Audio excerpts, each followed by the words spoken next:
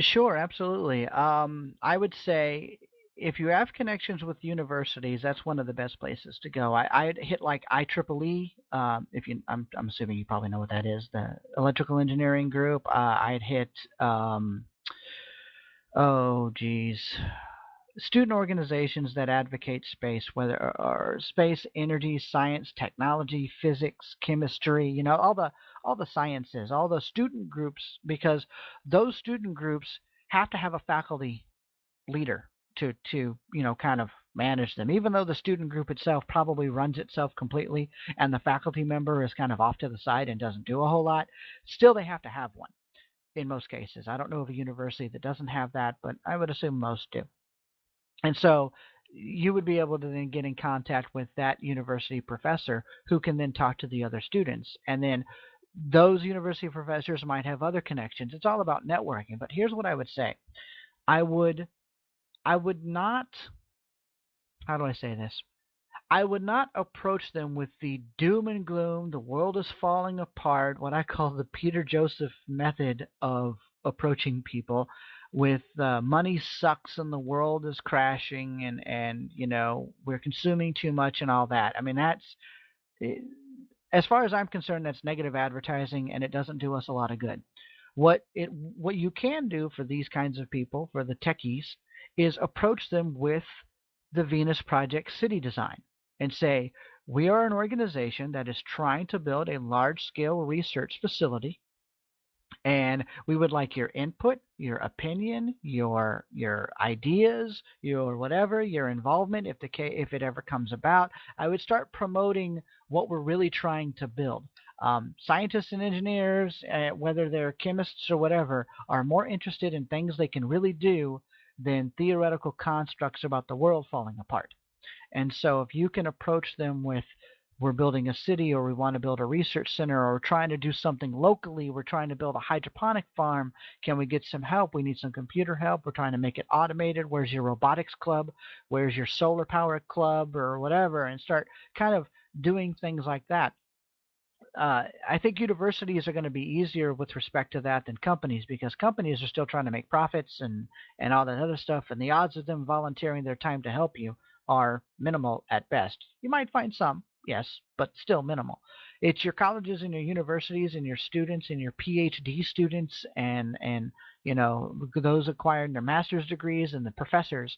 Those are going to be the ones who might have a little more time to dive into a project that you might be doing locally, or if nothing else, doing the R&D on a full-scale city. At least then you've got them thinking about it. Now, over time, what you can say is, yeah, if we do this, we'll have abundance, and oh, this will have abundance, and this will have abundance. And here's the key: you want them to eventually say to you, well, hey, if we have all this abundance, what do we need money for? Bingo. That's how you get them. In fact, that's how you should approach any person that you're talking to. Don't tell them money sucks. Tell them that you can provide abundance and let them figure out that money sucks. And now they're the ones telling it to you, and you're like, exactly. So let them have the epiphany. Can I speak now? Yeah, go for it. My name is Malak. I am a Palestinian girl, 19 years old, living in Taipei, Israel. I am a coordinator for the Arabic linguistic team, and I have to share you an idea, not my idea, but let's hear what you have to say about it. Buying lands, when you said Douglas, use money to kill money.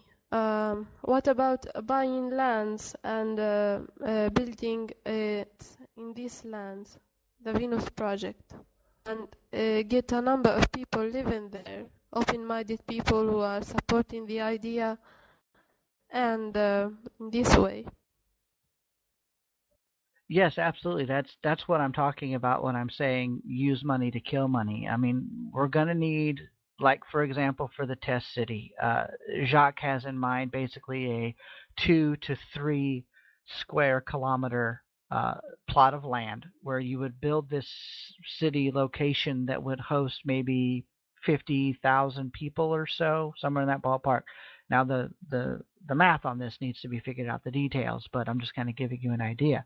Well, we're going to need to get the land somehow. Now maybe it could be donated, or maybe it could be uh, purchased by virtue of donations from members of the project donating a couple of bucks and things of that nature to to help buy that land. And then you've got to contact companies or find resources to build the city. But we need to be careful with one thing, and it's difficult for people to kind of accept this, but I'm going to throw it out there and just want you guys to think about it for a second.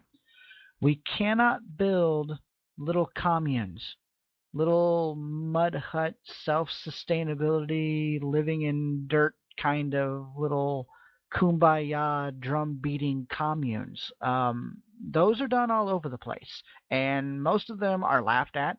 A lot of them might work on their own little scale, but they're not exactly changing the world.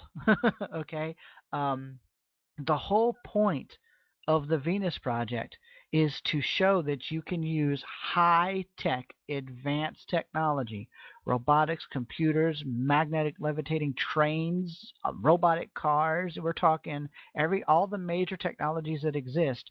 Use them in a systems integrated approach to a city system that allows everybody to live a high quality of life, not in a mud hut. And so that's where we need to be very careful. And this is why it's going to be somewhat challenging. And we've got a lot of things we're trying to work on multiple fronts to help build awareness, which will then build the donations, because we're going to need to get a boatload of money in order to pull this off, because it's not going to be cheap. But that's why it's somewhat disappointing that the individual person can't start their own commune and say, hey, look, it works, because they're not really doing what the Venus Project is talking about. They're doing what a couple of other herbo green environmentalist little communes want to do, which, as far as I'm concerned, is going the wrong direction. They're reverting to a more primitive state of living and not advancing to a larger scale of living. And it doesn't scale up at all. You got this little area, and it doesn't grow to a. Oh, well, look, Seth just wrote it doesn't scale. Yes, exactly, it doesn't scale. And so you can't really put that on a city scope. So that's kind of where I'm coming from on getting land and stuff. Yes, we need to get money to buy these things, and then once we build our systems and we have a city place in place, we'll never need anything from anybody again, or that city won't need anything ever again. It will be self-sustaining, aside from maybe minimum maintenance costs or whatever the case may be of the cost of resources. So that's what I have. That's my answer. Are we getting money? Yes, I would. Some people are donating, yes, but we're not getting money on really large scales. Not yet. Hold on one second. My wife is asking me a question. I'll be right back in 5 seconds. Okay, I'm back. Sorry about that.